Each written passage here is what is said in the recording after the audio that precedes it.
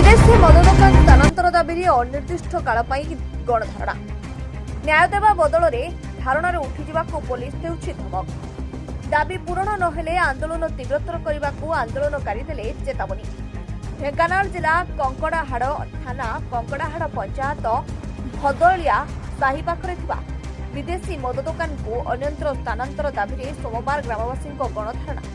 उक्त विदेशी मद दोकान को अन्यत्र स्थानांतर करने नहीं उदलिया साही बासिंदा पक्षर जिलापाल उपजिलापाल और गोष्ठी उन्नयन अधिकारी को बारंबार अभियोग जणाइबा सत्वे कौन समाधान न हेबारकु बाध्य होई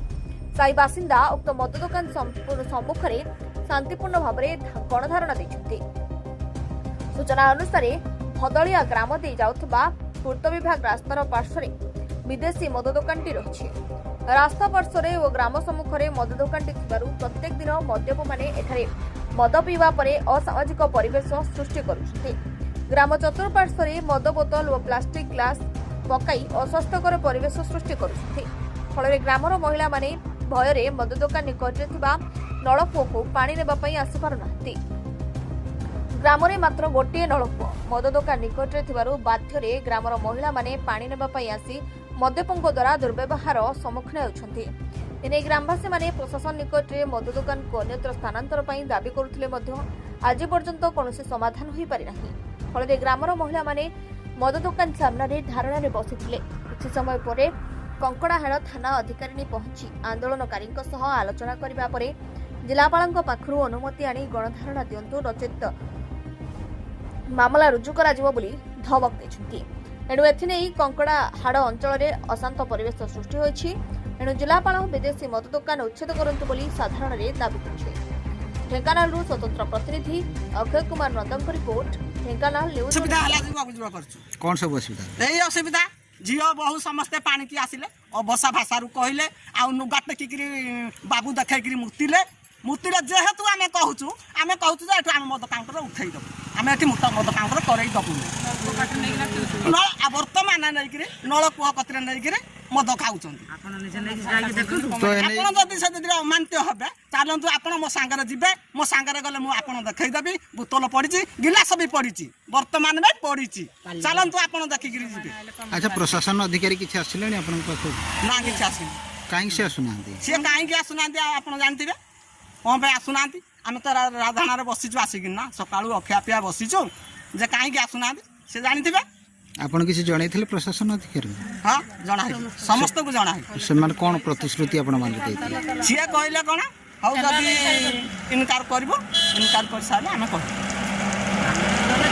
तो आपण कोन चाहउचंती शेष निष्पत्ति कोन ना पई चाहउ रास्ता रे उल्लू बोली हम कहलु कहीं कि आम सब बड़े असुविधा हलु सब बड़े असुविधा हलु सब बड़े तो हूँ आम झील बहु बाटे चली पारे ना सब बड़े नगला अवस्था झील बहु देखिले आम भी देखिलु पानी फांटे भी आम नहीं पार्लु नहीं हूँ रास्तार तो चली पार्लु नहीं आ सब बड़े नगला होना एक करेंगे नगला होना तो हूँ आउ भाषा कहे सब बड़े कथा कहवा जुगे आम पदा को बाहर ये बाबद आप प्रशासन अधिकारी को जनई हाँ जनाई कौन प्रतिश्रुति दे था सी कहले जे चलतु आम इनक्वारी गोटे 17 तारीख दिखाई गोटे 14 तारीख दिखाई आसी है 20 तारीख आम हेटे कलेक्टर ऑफिस रे कहीकिना आइलु आम 20 तारीख रे रास्ता को ओह्लू वीडियो ऑफिस रे कहीकिना आइलु रास्ता कौन सब कलेक्टर कहीकिना आइलु रास्ता रे ओह्लू सब कलेक्टर कहले ना तुम जाओ कलेक्टर ठू अर्डर आनम रास्ता को जीव हेटू आम कलेक्टर को देकिना आसचु हेटू जिन कहीं आसिले ना इनक्वारी हेटू आम आसिलु रास्ता को आउट जिन शुणा मिलूँ कि आपण मैंने आगु बोधे यू मो कि आपन को चांदा पानी दौले कि यार काउंटर वाला कौन चंदा दे से बाबद किसी थी कि तो आपण मैंने से अभियोग कले बर्तमान जेहेतु आपण मैंने अभियोग कर धारणा को जीव बोली आम चिंता करने अधिक रु अधिक है बोली आम पदा को बाहर आम झील पुओ मैंने चली पारे नहीं आम भी निजे चली पार्लु नहीं से जो आम पदा को बाहर ना भी आम पदा को बाहर था जदि निजे निजे कंट्रोल होना रही था कि निजे निजे कंट्रोल रखी था आम पदा को बाहर था बाहर था আচ্ছা আপন মানে অবরণ এপর্যন্ত আপনার বসিছেন অনশনরে কৌশি প্রশাসন অধিকারী আপনার পাখে পৌঁছলে କେହି ନାହିଁ କିଛି ନାହିଁ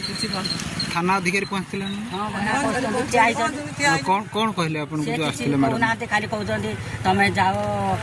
କାମାକ୍ଷା ତହସିଲରେ ନା ଜିଲ୍ଲାପାଳଠି ଅର୍ଡ଼ର ଆଣିବ ତାପରେ ତମେ ବସିବ। তো ଆପଣ କ'ଣ ଅର୍ଡ଼ର ଆଣିକି ବସିବେ ପୁଣି ପରବର୍ତ୍ତୀ ନା ଏମିତି ଆପଣଙ୍କର ଆମେ ତ ହେଉଛି ଦି ଥର ଗଲୁ ଯେ କେତେବେଳେ କହୁନାହାନ୍ତି ଯେ ଆମେ ଖାଲି କହୁଛନ୍ତି ଆମେ ଯିବୁ ଇଏ କରିବୁ ସିଏ କରିବୁ କିଛି ବି ଆସୁନାହାନ୍ତି କି ଚେକିଂ ଆସୁନାହାନ୍ତି କି ଇନକ୍ୱାରି କରି ଆସୁନାହାନ୍ତି କି କିଛି କରି ଆସୁନାହାନ୍ତି। ତାହେଲେ ଆମେ ଆସିବେ ବୋଲି ଆମେ ଜାଣିଲୁ କେମିତି? ପରିଶେଷରେ ଆପଣ ପ୍ରଶାସନ ଅଧିକାରୀଙ୍କୁ କ'ଣ କହିବେ ଯେହେତୁ ଆପଣ